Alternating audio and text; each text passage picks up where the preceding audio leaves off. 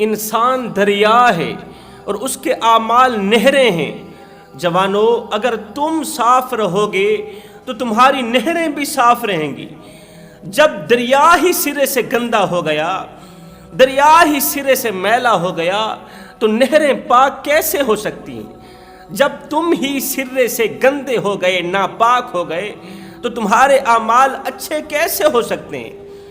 آخر وہ کون سے اچھے اعمال ہیں جو خدا تعالیٰ کی رحمت کو جوش دلاتے ہیں، اور وہ کون سے برے اعمال ہیں جو انسان کو اللہ کے غضب کا نشانہ بناتے ہیں؟ حضرت ابراہیم بن ادہم رحمۃ اللہ تعالیٰ علیہ، آپ کسی دعوت کی تقریب پر پہنچے تو لوگ کسی کا انتظار کر رہے تھے، شدت سے کسی کا انتظار ہو رہا تھا۔ ان لوگوں میں سے کسی ایک نے کہا کہ وہ بڑا ہی بد مزاج انسان ہے جس کا ہم انتظار کر رہے ہیں، بڑا ہی برا انسان ہے، بڑا ہی گھٹیا ترین انسان ہے جس کا ہم انتظار کر رہے ہیں۔ دیکھو یہاں پر کتنے لوگ ہیں اس کے انتظار میں بیٹھے ہیں، اور وہ بڑے ناز و نخرے سے یہاں پہنچے گا۔ وہ بات کر ہی رہا تھا تو حضرت ابراہیم بن ادہم سے رہا نہ گیا۔ حضرت ابراہیم بن ادہم نے فرمایا، لوگو، دستور تو یہ ہے کہ پہلے روٹی کھاؤ پھر بوٹی کھاؤ، پہلے روٹی کھائی جاتی ہے پھر بوٹی کھائی جاتی ہے، لیکن یہاں تو سارا کا سارا معاملہ الٹ چل رہا ہے، تم پہلے بوٹی کھانے لگے ہو، روٹی بعد میں کھاؤ گے۔ لوگوں نے کہا، حضرت ہم نے تو ابھی تک بوٹی کو ہاتھ بھی نہیں لگایا۔ حضرت ابراہیم بن ادہم نے فرمایا، لوگو، تم نے رسول اللہ صلی اللہ علیہ وسلم کا وہ فرمان نہیں سنا، جو کسی کی غیبت کرتا ہے، کسی کی غیبت کرنا مردار کا گوشت کھانے کے برابر ہے، مردہ گوشت کھانے کے برابر ہے، مردار انسان کا گوشت کھانے کے برابر ہے کسی کی غیبت کرنا، کسی کو اس کے کندھے کے پیچھے بد مزاج کہنا، کسی کو برا بھلا کہنا، یہ غیبت ہی تو ہے نا۔ وہ کون سے اعمال ہیں جو اللہ تعالیٰ کی رحمت کو جوش دلاتے ہیں؟ حضرت بایزید بسطامی رحمۃ اللہ تعالیٰ علیہ ایک دن لوگوں کو واعظ و نصیحت فرما رہے تھے، درس اخلاق دے رہے تھے، خوبصورت زندگی گزارنے کے طور طریقے بتا رہے تھے۔ آپ نے فرمایا، لوگو، اللہ کے حضور وہ چیز پیش کرو جو اس کے خزانے میں بالکل نہیں ہے۔ اللہ کے حضور وہ چیز پیش کرو جو اللہ کے خزانے میں نہیں ہے۔ یہ سن کر لوگ حیران رہ گئے، دنگ رہ گئے کہ اللہ تعالیٰ کے خزانے میں آخر کون سی چیز موجود نہیں؟ وہ کون سی چیز ہے، وہ کون سی شے ہے جو اللہ کے خزانے میں بھی نہیں ہے؟ اللہ کے خزانے میں تو ہر ایک نعمت موجود ہے۔ لوگوں نے پوچھا، حضرت ہمیں بتایا جائے کہ اللہ کے خزانے میں کون سی چیز ہے جو موجود نہیں ہے، اور ہمیں اللہ کے خزانے میں وہ چیز رکھنی جو اللہ کے خزانے میں نہیں ہے، وہ ہمارے پاس ہے، آخر وہ کون سی چیز ہے؟ تو حضرت بایزید بسطامی رحمۃ اللہ تعالیٰ علیہ نے فرمایا، اللہ کے خزانے میں ہر ایک نعمت، ہر ایک چیز، ہر ایک شے موجود ہے سوائے عاجزی کے۔ عاجزی اللہ تعالیٰ اپنے بندے سے لینا چاہتا ہے، اپنے خزانے میں رکھنا چاہتا ہے۔ اللہ کے خزانے میں کروڑوں سے بھی بڑھ کر نعمتیں پڑی ہیں تمہارے لیے۔ اگر تم نے وہ نعمتیں وصول کرنی ہیں، تم نے اللہ کے خزانے سے وہ نعمتیں حاصل کرنی ہیں، تو عاجزی کا تحفہ پیش کرنا پڑے گا، انکساری اختیار کرنی پڑے گی، عاجزی اختیار کرنی پڑے گی۔ تم عاجزی دیتے جاؤ گے، اللہ کی نعمتیں لیتے جاؤ گے۔ حضرت سیدنا علی المرتضیٰ شیر خدا کرم اللہ وجہہ الکریم نے فرمایا خود کو اتنا بڑا سمجھدار مت سمجھو کہ دوسرے تمہیں بے وقوف لگنے لگے، اور خود کو اتنا بڑا نیک متقی پرہیزگار بھی مت سمجھو کہ دوسرے تمہیں گنہگار لگنے لگے۔ فرمایا، عاجزی اور انکساری اختیار کرنے سے اللہ تعالیٰ کی رحمت جوش میں آتی ہے، اور تکبر کرنے سے، خود کو دوسروں سے افضل سمجھنے سے اللہ تعالیٰ کا غضب جوش میں آتا ہے، اللہ تعالیٰ کو غصہ آتا ہے۔ تکبر کرنے والا انسان اللہ تعالیٰ کے غضب کا نشانہ بنتا ہے۔ آؤ میں تمہیں ایک نوجوان متقی پرہیزگار کا واقعہ سناتا ہوں، وہ نوجوان جس کے دل کا تعلق اللہ کی ذات کے ساتھ جڑا ہوا تھا۔ ایک بزرگ کہتے ہیں، میں کشتی پر سوار کہیں لمبے سفر کو جا رہا تھا، ہم کافی لوگ تھے، کشتی پر سوار تھے، سمندر میں کہیں لمبے سفر کو جا رہے تھے تو ایک نورانی چہرے والا نوجوان بھی ہمارے ساتھ سفر کو جا رہا تھا، کشتی میں بیٹھا تھا۔ اچانک تیز ہوا چلنے لگی۔ جب تیز ہوا چلنے لگی تو ہم نے کشتی کو دریا کے ساحل پر کھڑا کیا، کشتی کو وہاں باندھا، خود ساحل کے کنارے کھڑے ہو گئے۔ جیسے ہی ہم اترے، ہمارے ساتھ ساتھ وہ نورانی چہرے والا نوجوان بھی کشتی سے اترا، وہ سیدھا جنگل کی طرف چلا گیا، درختوں میں چلا گیا۔ ہم سارے کے سارے لوگ اس خوبصورت نوجوان کو، جس کی پیشانی چمک رہی تھی، جس کا خوبصورت چہرہ چمک رہا تھا، اور ہم تمام لوگوں کی نظر اس کی پیشانی پر ہی تھی، اس کے چہرے پر ٹکی ہوئی تھی، ہماری نظریں دائیں بائیں کو جا ہی نہیں رہی تھی۔ ہم نے دیکھا کہ وہ نوجوان ساحل پر اترتے ہی، کشتی سے اترتے ہی سیدھا جنگل کی طرف بھاگا، درختوں میں چلا گیا۔ تھوڑی دیر کے بعد جب واپس آیا تو اس کے ہاتھ میں چھوٹی سی گٹھڑی تھی۔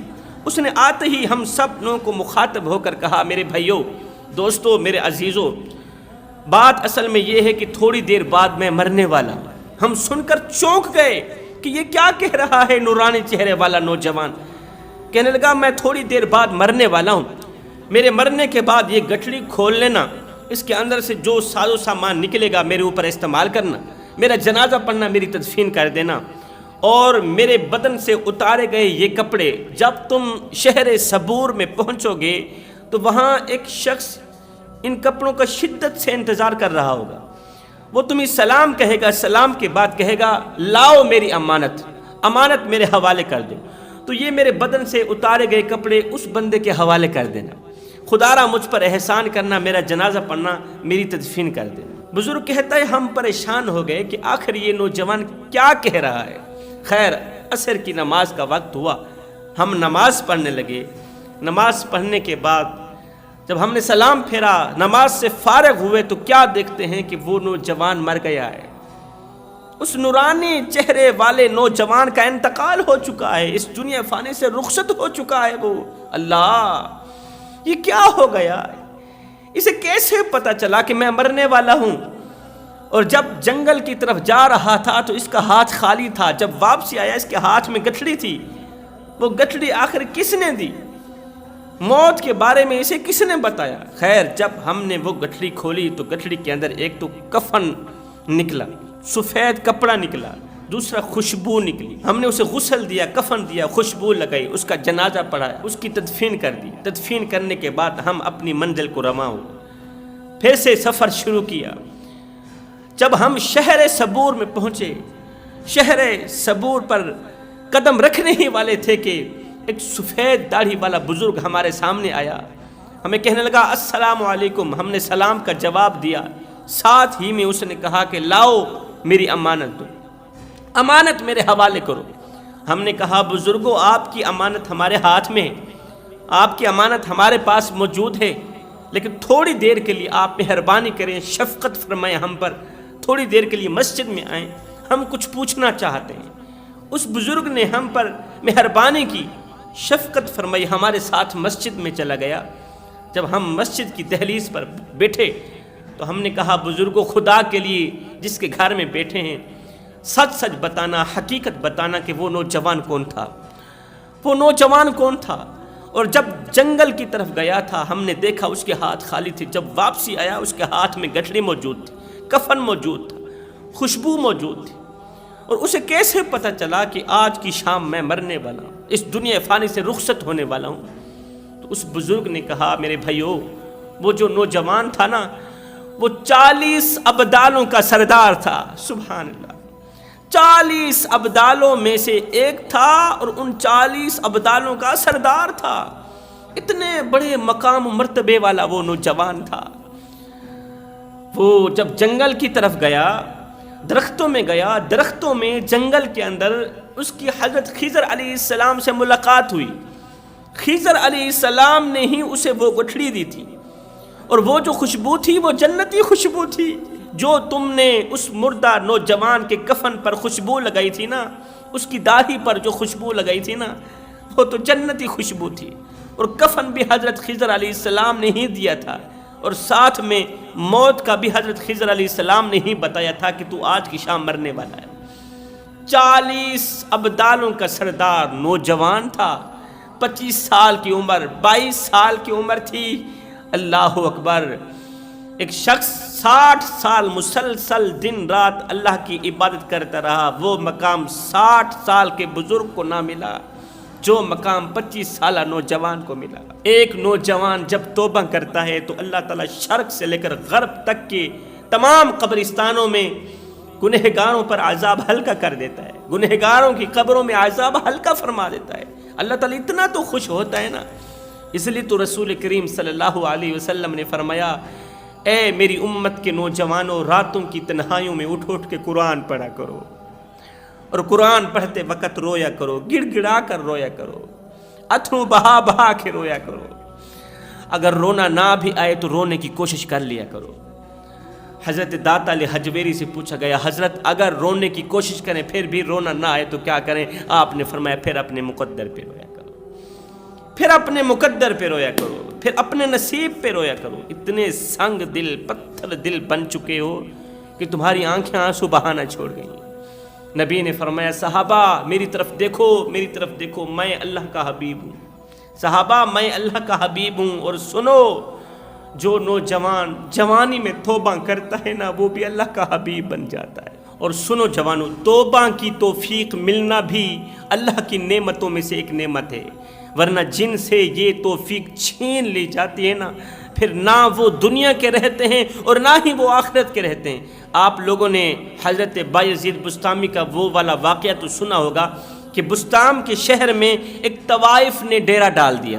وہ ناچتی تھی، گاتی تھی، نوجوانوں کی زندگی برباد کرنے کا سبب بنی ہوئی تھی، زندگی برباد کرنے کا ذریعہ بنی ہوئی تھی۔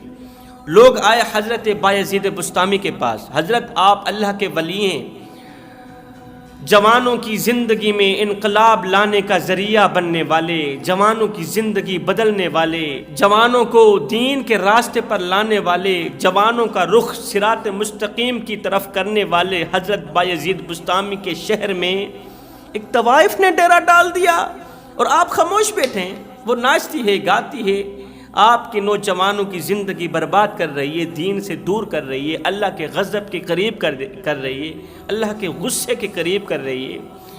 ناچتی ہے، گاتی ہے، آپ خاموش بیٹھے ہیں، آپ کچھ کرتے نہیں۔ حضرت بایزید بسطامی نے فرمایا، یہ بتاؤ کہ وہ ایک رات کے کتنے پیسے لیتی ہے؟ ایک شخص گیا، پوچھا کہ ہمارے جو بابا ہیں نا، ایک رات تیرے پاس گزارنا چاہتے ہیں۔ اے طوائف، ہمارے جو بابا ہیں، ہمارے جو مرشد کریم ہیں نا، ایک رات تیرے گھر میں گزارنا چاہتے ہیں، تیرے ساتھ گزارنا چاہتے ہیں، بتاؤ کتنے پیسے لوگ؟ اس نے کہا ہوگا میں 1,00,000 روپے لوں گی، 1,000 روپے لوں گی۔ تو حضرت بایزید بسطامی نے فرمایا کہ میں 2,000 دوں گا۔ اگر اس نے 1,00,000 مانگا ہے تو میں 2,00,000 دینے کو تیار ہوں، لیکن شرط یہ ہے جو میں کہوں گا ویسے ہی کرنا پڑے۔ اس طوائف نے کہا ٹھیک ہے، جو بابا کہے گا میں ویسے ہی کروں گا۔ طوائف نے سوچا ہے تو بابا کیا کر سکے گا، آئے گا ایسے وقت ضائع کر کے چلا جائے گا۔ خیر، حضرت بایزید بسطامی کے ساتھ طوائف کا ٹائم ٹیبل مقرر ہو گیا۔ اس مقررہ ٹائم پر حضرت بایزید بسطامی جا رہے ہیں، کہاں پر؟ طوائف کے مکان کی طرف جا رہے ہیں، طوائف کے گھر کی طرف جا رہے ہیں، طوائف کے اڈے کی طرف جا رہے ہیں۔ اللہ اکبر! حضرت بایزید بسطامی رحمۃ اللہ تعالی علیہ اس کے کمرے کے اندر داخل ہوئے۔ وہ طوائف بند سمر کر کمرے کے اندر داخل ہوئی۔ ہاں بابے، جو کرنا ہے کر لے۔ اس نے کہا نہیں، جو میں کہوں گا ویسے ہی کرنا پڑے گا، پہلے جاؤ غسل کر کے آؤ۔ اس نے کہا غسل؟ میرا تو سارا کا سارا میک اپ خراب ہو جائے گا۔ فرمایا میں نے کہا نہیں تھا 2,00,000 دوں گا، جیسے میں کہوں گا ویسے ہی کرنا پڑے گا۔ آپ نے فرمایا اب جاؤ وضو کر کے، وضو کر کے آؤں۔ کہا میں نے کہا نہیں تھا 2,00,000 دوں گا، پر شرط یہ جیسے میں کہوں گا ویسے ہی کرنا پڑے گا۔ طوائف نے پیسے لیے ہوئے تھے، گئی وضو کر کے آئی۔ وضو کرنے کے بعد حضرت بایزید بسطامی نے مصلی بچھایا، کہا اب جس طرح میں کرتا جاؤں میرے پیچھے کھڑ کے ویسے ہی کرتی جانا۔ اس نے کہا نماز؟ میں طوائف ہوں، آپ کس مقصد کے لیے یہاں پر آئے؟ کون سی سوچ لے کر یہاں تک آئے؟ مجھے پیسہ کس مقصد کے لیے دیا تھا؟ نماز پڑھنے کے لیے دیا تھا۔ آپ نے فرمایا میں نے شرط رکھی تھی جو کہوں گا ویسے ہی کرنا پڑے گا، جو میں کرتا جاؤں بس ویسے ہی کرتی جاؤ نا۔ حضرت بایزید بسطامی 2 رکعت نماز کے لیے کھڑے ہو گئے۔ آپ قیام میں کھڑے ہوئے، پیچھے وہ طوائف بھی قیام میں کھڑی ہوئی۔ آپ رکوع میں گئے، سبحان ربی العظیم سبحان ربی العظیم، وہ طوائف بھی سبحان ربی العظیم پڑھتے ہوئے، آپ بھی رکوع سے کھڑے ہوئے، وہ بھی رکوع سے کھڑی ہوئی، آپ بھی سجدے میں گئے، وہ طوائف بھی سجدے میں گئے۔ جب حضرت بایزید بسطامی سجدے میں گئے نا، سجدے میں گئے تو ایک دم چیخ نکل گئی، اونچی آواز میں رو کر کہنے لگے، زار و قطار رو کر کہنے لگے، او میرے کریم رب، طوائف کو، تیری گنہگار بندی کو یہاں تک لے کے آنا میرا کام تھا، آگے اس کی قسمت سنوارنا تیرا ہی کام ہے، آگے اس کی زندگی میں انقلاب لانا تیرا ہی کام ہے، آگے اسے توبہ کی توفیق دینا تیرا ہی کام ہے، آگے اس کی آخرت سنوارنا تیرا ہی کام ہے، آگے اس کو اپنا محبوب بنانا تیرا ہی کام ہے، یہاں تک لے کے آنا میرا کام تھا، آگے میرے رب کا کام ہے۔ کہتے ہیں وہ سجدہ کرنے کے بعد اس طوائف نے اس طرح کی پختہ توبہ کی، اس طرح کی پختہ توبہ کی، اس نے شادی کی، اس کا جو شوہر تھا وہ بھی اللہ کا ولی تھا۔ لکھنے والے لکھتے ہیں اس طوائف کے 4 بچے ہوئے، 4 بچے نوجوان ہوئے، چاروں کے چاروں اللہ کے ولی بن کر مرے تھے۔ نبی نے فرمایا صحابہ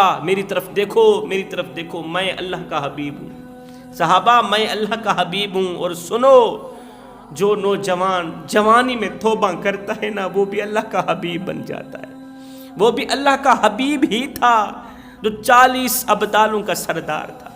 میں دعا کرتا ہوں اللہ ہمیں بھی جلد از جلد توبہ کرنے کی توفیق عطا فرما، دین کے راستے پر چلنے کی توفیق عطا فرما۔